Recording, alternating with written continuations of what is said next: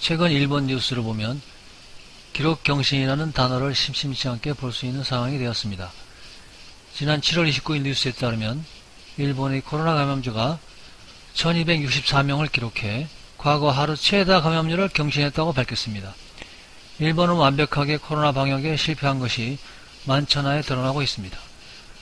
일본이 이렇게 코로나가 갑자기 증가하는 데는 일본의 방사능 오염이 크게 기여하고 있다는 생각이 듭니다. 중국의 돌연변이 코로나의 치료는 시산사tem과 지구온난화 현상에 따른 박테리아나 바이러스의 서식 환경이 바뀜으로써 생겨나는 돌연변이라고 생각되어지지만 일본의 급작스러운 코로나 확진자의 증가는 무언가 세계 각국의 여러 나라에서 확산되는 양상과는 다릅니다. 일본 정부는 일본 도쿄의 방사능 오염 수치를 밝히는 것을 금기시하는 것처럼 지금 현재 퍼져 있는 코로나 바이러스의 정체나 현재의 일일 검사 횟수도 확실히 밝히지 않고 있습니다. 일본 정부의 재정에 부담이 되는 노령자 숫자를 줄이려는 것인지 아니면 자포자기 상태인지 도저히 할 수 없는 고투행이란 정책을 시행하고 있습니다. 실제 일본의 확진자 수는 정말 놀랄 정도로 급작스럽게 증가하고 있습니다. 오사카는 바로 전날 28일 신규 감염자가 150명으로 가장 많았는데 29일 바로 뛰어넘어 버렸습니다. 더욱 심각한 것은 감염자 중에서 경로를 확인할 수 없는 오리무중 감염자가 무려 163명에 달하고 이것은 감염자의 70%가 경로를 확인할 수 없는 것이라고 밝혔습니다. 이것은 이제 일본 정부가 통제력을 거의 상실한 것이라고 해석할 수밖에 없습니다. 도쿄 역시 상황은 비슷해 보입니다. 지난 7월 30일 367명의 신규가 발생했는데 23일 발생한 360명을 뛰어넘어 또다시 사상 최대치를 경신했다고 보도했습니다. 특히 이전 기사에 따르면 일본 인구의 33.4%가 코로나 감염증에 걸리면서 중증으로 발전할 수 있는 리스크를 안고 있는 비율이라며 심각성에 대해서 지적했습니다. 영국동 국제연구팀은 코로나 증가 요인으로 심혈관 질환, 당뇨병, 만성호흡기 질환 등을 그 원인으로 지목했습니다. 이에 따르면 세계 평균이 22.4%인데 일본은 33.4%나 된다는 것입니다. 원래 지병이 있는 사람은 고령자가 많습니다.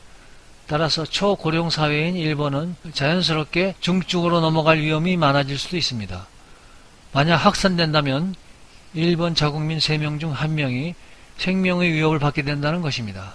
그런데 문제는 일본 감염의 확산세가 멈추지 않고 폭증하고 있다는 것입니다. 지난 7월 4일 감염자가 2만 명을 돌파했는데 불과 3주 만에 1만 명이 증가해 3만 명을 돌파할 정도로 폭증하고 있습니다. 이대로 일본 감염자가 확대가 된다면 의료 붕괴로 인해 다량의 희생자를 낸 미국이나 이탈리아 혹은 영국의 전체를 밟게 될 가능성이 많습니다. 그리고 일본 정부는 감염자가 늘어나는 사실에 대해 PCR 검사 수가 없기 때문이라고 설명했지만 이와 달리 양성률이 상승하는 사실에 대해서는 설명을 하지 못하고 있습니다. 도쿄의 양성률은 초기엔 1%였지만 7월 16일 이후에는 6%대가 지속되고 있습니다. 심지어 오사카는 7월 26일에 13%까지 상승했습니다. 그런 원인 뒤에는 중국과는 다르게 방사능이 오염된 일본에서는 다른 것보다 코로나 바이러스의 돌연변이 횟수가 많아지고 변이 형태도 다양할 것으로 생각되어집니다.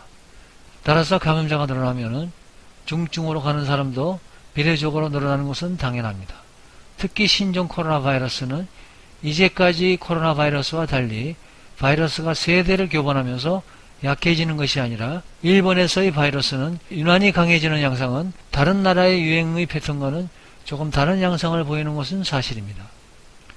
이번 신종 코로나 바이러스는 다른 코로나 계열의 바이러스보다 크게 다른 점은 계절적인 휴식이 없다는 것입니다. 이것은 백신을 개발하는 데 있어서 상당히 치명적일 수 있습니다.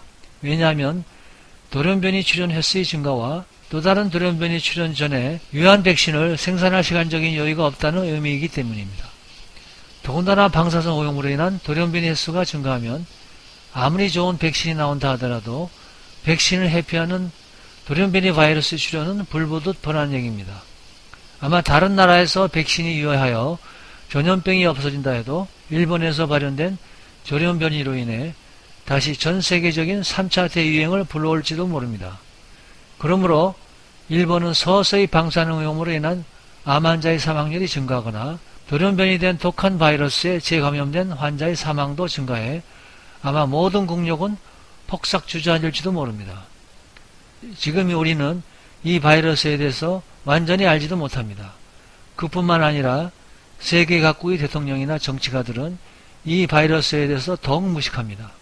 특히 독선적인 아베, 트럼프, 시진핑 그리고 필리핀의 두테르테가 그렇습니다.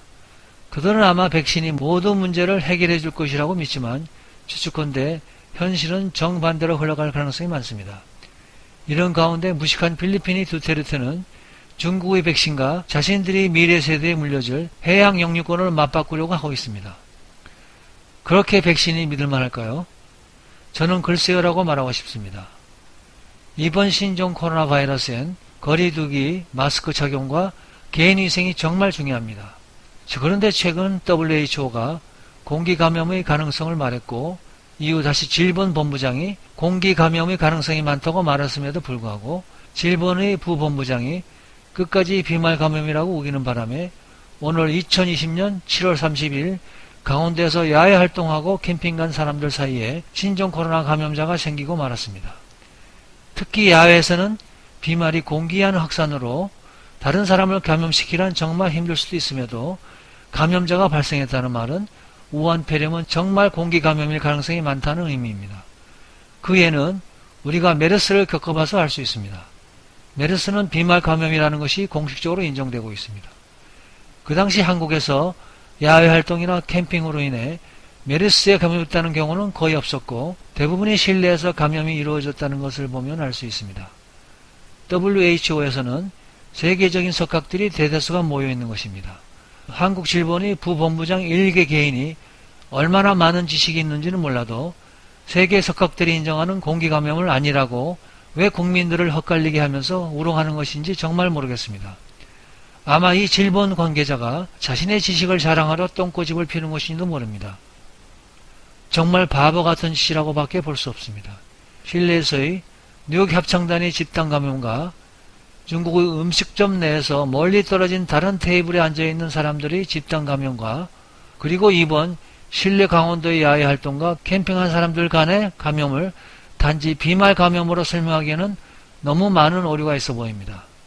그렇게 에어컨에 의한 비말 감염의 확대 해석을 공기 감염인 흑사병에 적용하면 이 흑사병도 비말 감염이라고 우겨도 무리가 없어 보이는 궤변처럼 보입니다.